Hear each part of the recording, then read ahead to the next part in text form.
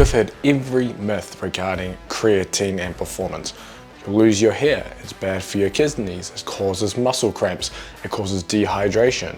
However, none of these things are true, and there is no evidence to suggest any of these things occur within the research. In fact, creatine is one of the most well-studied supplements, and the performance enhancing effects come along with no side effects.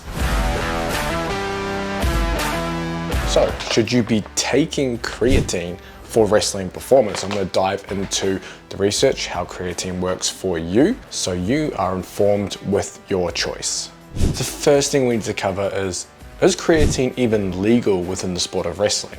Now, yes, creatine is legal in every sport. It is not banned by WADA or USADA. In fact, if you quote USADA, they state that creatine is not prohibited and can have a small effect on performance.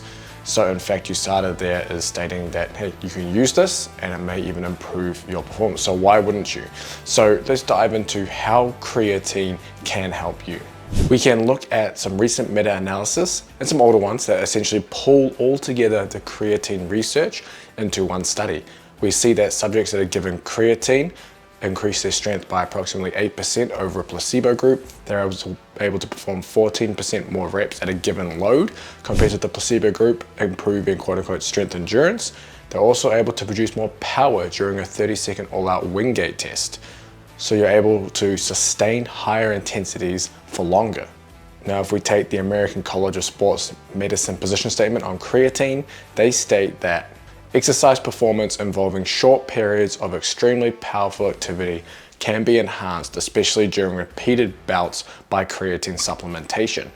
So how does creatine do this? How do you take one supplement and you're able to improve these markers?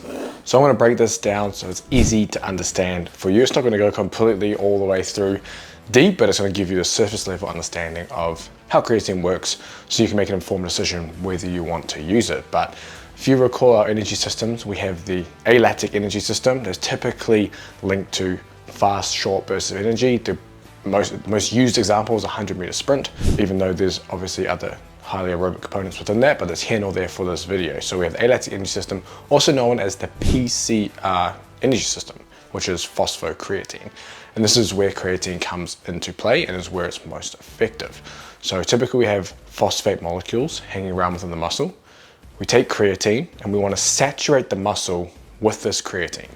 So just to illustrate, we have a lot of these phosphates in the muscle, a lot of P's, and then we want a lot of creatine molecules within here.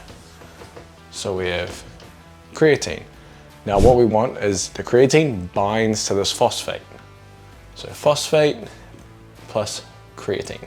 So that's where we have PCR, and that is our phosphocreatine. Now, why is this important? Because the energy used for our muscles is called ATP, or adenosine triphosphate. So if you listen to how that sounds, triphosphate, meaning 3 phosphate molecules, as that energy is used by the muscles, you lose a phosphate.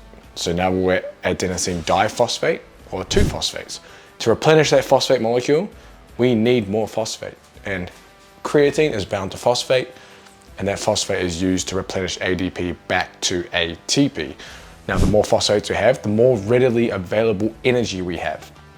And by saturating the muscle with creatine, you are creating more instantly available energy within the muscle, so you can enhance strength, enhance power, sustain higher intensities for longer, because you have more energy to use within that energy system without having to rely on other processes that are slower to create energy.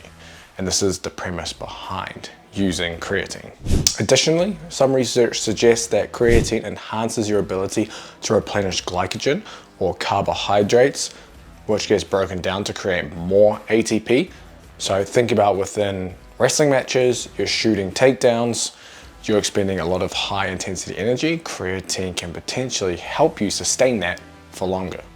There's also some evidence to suggest that it buffers hydrogen ions, so it delays how long it takes for your muscles to become acidic, therefore reducing force generation capabilities or contraction abilities. So creatine may delay that, so you're able to resist fatigue. There's a lot of purported mechanisms outside of this within the muscle. So Not everything has strong evidence behind it.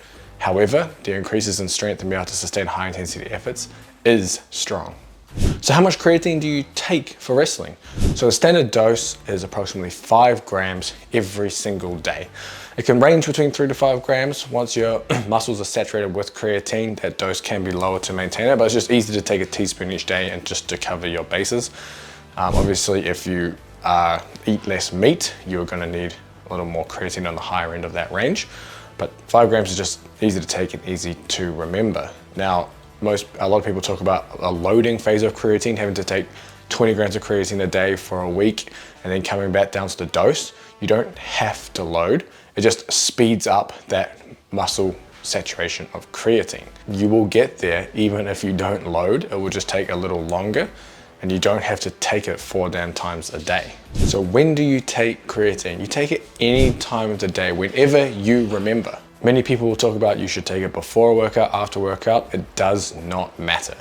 There is a little evidence to suggest that taking creatine after a workout may potentially be better for muscle growth, but not strength. However, we know that creatine, 1, it's not a stimulant. 2, it doesn't work instantly. It's not something that you just take and then suddenly you have these strength gains. It takes an accumulation. So the mechanisms behind this are not very strong. So take it any time of the day when you remember, mix it in water, your smoothies, whatever it is, and take it. Now, what about when you're cutting weight? Many people talk about creatine holding too much water and they struggle to cut weight, etc., etc. I've cut weight a few times for various competitions, always taking creatine. I've had no issues. Now, there's a caveat to this. You could be a creatine responder or a creatine non-responder.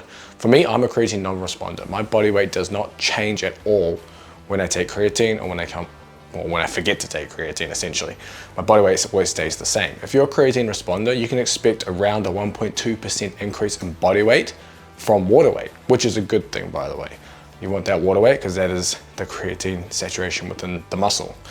Now, if you struggle to cut a lot of weight and you need that extra 1% for whatever reason, then you could stop taking your creatine 4 to 6 weeks out, and you're still going to get the benefits from the creatine because it lasts in the system for that long, and you're still going to be able to potentially drop that last bit of water weight. However, if you're taking creatine, I would recommend taking creatine all the way through if possible. Often people over-exaggerate the effects of a sports supplement like it's steroids. Steroids will give you a huge boost in gains. Creatine, you're probably not going to notice that much difference within those gains. However, take it consistently and you should be fine. Obviously, you will need to be the judge whether you need to stop taking it when you're cutting weight or not. However, I would advise you continue taking it if you do not need to remove it to make weight. So how do you know which creatine to buy? There's a billion on the market. Everyone's selling you different types of creatine. Now, regarding the type, you just want creatine monohydrate. 1, it's the cheapest. 2, it's the one that is the most studied and saturates the muscle 100%. All other forms of creatine are made for marketing. They do not do anything else for you. They are not better than creatine monohydrate. They're just there so companies can market them to you at a higher price. So creatine monohydrate is what you need. Secondly, if you're competing in wrestling, you're likely being drug tested.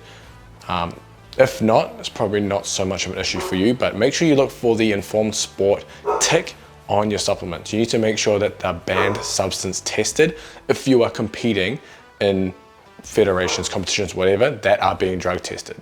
Because if you start taking supplements from cheap sources that might not have the same scrutiny behind the manufacturing process, you may pop positive for whatever is in that supplement, tainted supplements, etc. So check for the banned substance tick. If you're not being drug tested, then you do not need to worry about that. So do you take creatine? Let me know down in the comments. Have you experienced any negative effects on taking creatine? Or are you a creatine user? You've been using it for a long time. For me, I've been using it for decades. I've had no issues taking it. I know many other people do, but I've heard a lot of the myths from various athletes that I've worked with that would refuse to take it because they thought it would mess them up. So please like this video, comment down below and let me know.